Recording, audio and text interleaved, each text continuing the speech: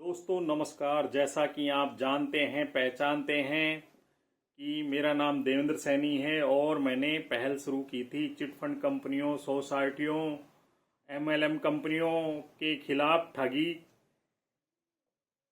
से जमा धन दिलाने की, जिसमें काफ़ी हद तक हम सफल भी रहे और काफ़ी लोगों को कार्रवाई करने के बाद पैसा भी मिल गया। लेकिन अब देख रहे हैं कि सरकारों ने विभिन्न पोर्टल बना दिए और सोसाइटियों की प्रॉपर्टी भी सीज कर ली गई है, लेकिन हमें हमारा पैसा नहीं मिल रहा है। ऐसे में हम कुछ जगह धरना प्रदर्शन भी दे चुके हैं, कलेक्टर को ज्ञापन भी दे चुके हैं और मुख्यमंत्री महोदय को भी ज्ञापन दे चुके। यहाँ तक कि अपने भाई बंधुओं ने, यानी कह दूं जो हमारे नेतागिरी सदस्य हैं, उन्होंने बड़े बड़े संगठन भी बना लिए, इंकलाब जिंदाबाद भी कर दिया। यहाँ तक कि एमएलए एमपीओ के जरिए विधानसभा और संसद में भी प्रश्न करवा लिए, लेकिन हमारा पैसा नहीं मिल रहा है चिट फंड एक्ट 2019 के तहत। जी हाँ, अब करें तो क्या करें। जैसा कि चिट फंड एक्ट में जानकारी में आया है कि यह प्रावधान है, आपके जमा धन की शिकायत अगर आप करते हैं तो 180 दिनों में आपको जमा धन में ब्याज जुर्माना सहित भुगतान कर दिया जाना चाहिए। जी हाँ, इसकी प्रथम दायित्व किसका है? जिस जिले में आप रह रहे हैं उस जिला कलेक्टर महोदय का।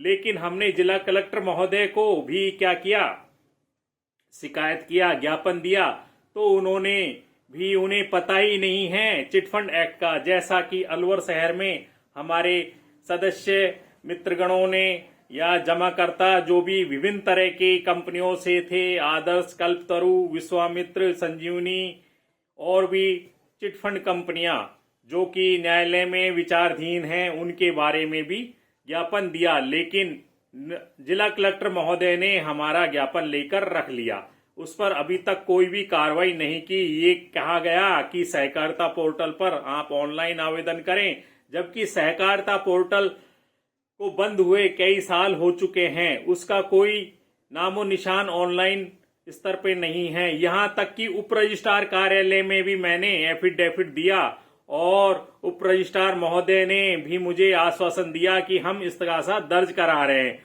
उन्होंने इस्तगासा दर्ज कराया, उसके बावजूद भी चीटी से भी कम गति की चाल से हमारा चिट फंड एक्ट की कार्रवाई हो रही है। अब चाहते हैं आपका जमा धन मिले, जल्द से जल्द कार्रवाई हो, चाहे पीएसीएल की हो, चाहे विश्वामित्र की हो, चाहे संजीवनी की हो, चाहे आदर्श क्रेडिट कोऑपरेटिव सोसाइटी की हो, कल्पतरु की हो, साईं प्रसाद की हो और भी अन्य काफी कंपनियों के बारे में कार्रवाई हो, और वह भी घर बैठे बैठे। तो दोस्तों सीधी सी बात है, आपको जिला कलेक्टर महोदय के पास दावेदारी पुनः करनी होगी, ऑनलाइन ऑफलाइन दोनों प्रक्रियाओं के जरिए। और उस मुहिम में अगर आप शामिल होना चाहते हैं तो आप मुझसे प्रत्येक रविवार को संपर्क कर सकते हैं, या फिर रोजाना 3 बजे बाद के आसपास संपर्क कर सकते हैं। मेरे मोबाइल नंबर है 9828378988। अब चूंकि दोस्तों संघर्ष बहुत पुराना है और हमें अपना जमा धन में ब्याज प्राप्त करना है, तो आपको कुछ पैसे भी खर्च करने होंगे, जैसा कि आपको ड्राफ्टिंग आदि वकील महोदय के जरिए करानी होगी और रजिस्टर्ड डाक भी भेजनी होगी, आरटीआई भी लेनी होगी। तो आप के जरिए, जैसा कि मैं देखता हूं, एक सवाल छोटा सा पूछा जाता है कि देवेंद्र भाई, इस खर्चे के बाद हमारा कितना दिन में भुगतान मिल जाएगा। दोस्तों मैं आपसे सीधा शब्दों में कहना चाहता हूं, जिस तरह आप न्यायालय में अपना वाद दायर करते हैं, उसका न्याय होने में आपको साल, 2 साल, 3 साल, 5 साल, 10 साल भी लग जाते हैं। यह प्रक्रिया भी उसी तरह है, लेकिन क्योंकि आम आदमी के जरिए है और प्रशासनिक विभागों को चिट फंड एक्ट के तहत कार्रवाई करने के लिए या कह दूं जमा धन दिलाने के लिए मजबूर करना होगा, तो इस प्रक्रिया में आपको हमारे साथ कंधे से कंधा मिलाकर चलना होगा। इसके लिए आपको थोड़ा बहुत समय भी देना होगा और धन भी देना होगा, क्योंकि मेरे पास भी इतना पैसा नहीं है कि मैं आपका खर्चा अपने जरिए उठा के कागजों को भेजता रहूं या वकील महोदय को उनकी इच्छित फीस देकर सलाह मशवरा लेता रहूं या फिर ड्राफ्टिंग कराता रहूं। जो व्यक्ति भाई सम्मिलित होना चाहते हैं इस मुहिम में, चाहे वह अलवर शहर के हैं, चाहे ऑल इंडिया के किसी भी सदस्य के, किसी भी शहर के हैं या किसी संगठन के सदस्य हैं, वो ये कह दूं एक तरह से सीधे शब्दों में अपने बॉन्ड को दिखाते हुए इस तरह एक वीडियो बनाएं कि भाई मेरा पैसा इस कंपनी में है, इतने रुपए हैं और मेरा आधार कार्ड ये है, जिस तरह दिखाते हुए कि भाई ये आधार कार्ड है मेरा और इसमें क्या है, इसके जरिए मैंने इस कंपनी में पैसे जमा किए, इतना धन मेरा जमा है जिसकी मैच्योरिटी क्या है इस डेट तक हो चुकी है और अभी तक नहीं दिया है। मैं जिला कलेक्टर के पास अगर आप ज्ञापन दे चुके हैं, पत्र दे चुके हैं, तो उसको भी दिखाना है। जी हाँ दोस्तों, अब जैसा कि बताना है कि मैंने जिला कलेक्टर महोदय को फला डेट को दिया और उसके बाद आरटीआई से भी जवाब मांगा और मुझे जवाब ये मिला है।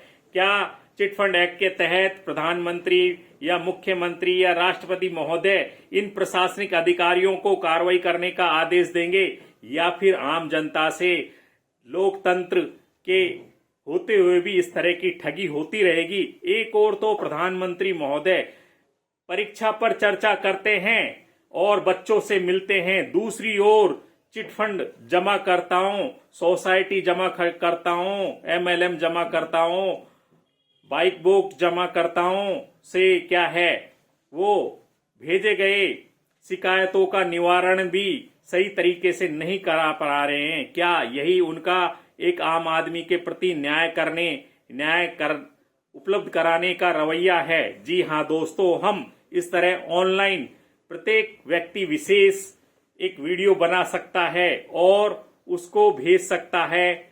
जी हाँ, अपने उसको फेसबुक पे लगा सकता है, यूट्यूब पे लगा सकता है, ट्विटर पे लगा सकता है। अगर आप नहीं लगा पा रहे, नहीं बना पा रहे, तो इसके लिए भी आप मिल सकते हैं, क्योंकि दोस्तों कागजों पे संघर्ष बहुत हो चुका। जिस तरह आपने देखा 1857 में तलवारों के जरिए स्वतंत्रता संग्राम लड़ा गया था, लेकिन अंग्रेजों के पास बंदूकें थी और हमारे राजपूत राजा और विभिन्न इस्लामिक राजा बादशाह एक नहीं हो पाए थे। एक समय पर ये कह दूं संघर्ष नहीं कर पाए थे, तो क्या हुआ, वह संघर्ष फेल कर दिया गया ब्रिटिश एम्पायर के जरिए, यानी ईस्ट इंडिया कंपनी के जरिए। और उसके बाद भी 1947 में जाके कब आजादी मिली, जब सभी समूह, जातियां, संगठन एक हो गए। इसी तरह ही जितनी भी कंपनियां विशेष हैं सबको क्या कह दूं, इस तरह का वीडियो बनाना होगा और सोशल मीडिया पर क्या है न्याय की गुहार करनी होगी। जी हाँ दोस्तों, अब तक की गई कार्रवाई को भी बताना होगा। जो कार्रवाई की है, चाहे आपने न्यायालय में केस दर्ज कर रखा है तो भी आपको बताना होगा कि इतना समय हो चुका है। जैसे कि PACL का भी अभी काफी समय हो जाने के बाद, प्रॉपर्टियां बिक जाने के बाद भी सभी सदस्यों को भुगतान नहीं मिल पाया है, जिनमें से आधे से गुजर गए, तो उनके बेटा बेटी पोता पोती भी बॉन्ड को दिखाते हुए वीडियो बनाकर उसे सोशल मीडिया पर अपलोड कर सकते हैं और न्याय की गुहार कर सकते हैं। क्योंकि संविधान ने हमें एक ही अधिकार दिया है, वह स्वतंत्रता की अभिव्यक्ति, शोषण के विरुद्ध अधिकार, जिसको हम क्या है सोशल मीडिया के जरिए दिखा सकते हैं, बता सकते हैं। जो दोस्त, भाई बहन और देश के किसी भी कोने से सदस्य व्यक्ति विशेष इस मुहिम में जुड़ना चाहते हैं तो हमारे DK Hindi news YouTube channel को कर लें सब्सक्राइब और साथ ही हमें अपना वीडियो बनाकर भी भेज देवें। जी हाँ दोस्तों, जिससे क्या है आपका वीडियो भी हम इस मुहिम में शामिल कर सके। और अगर आप वीडियो नहीं बना सकते हैं तो आप व्हाट्सएप कॉलिंग करके भी हमें बता सकते हैं, वीडियो कॉलिंग करके भी बता सकते हैं, जिसके जरिए आपका वीडियो बना दिया जाएगा और आपकी उसके साथ हुई ठगी, चाहे वह जिले में हुई है, चाहे राज्य में हुई है या फिर दूसरे स्टेट में हुई है, जैसा कि multi state cooperative society act के तहत काफी दूसरे राज्यों के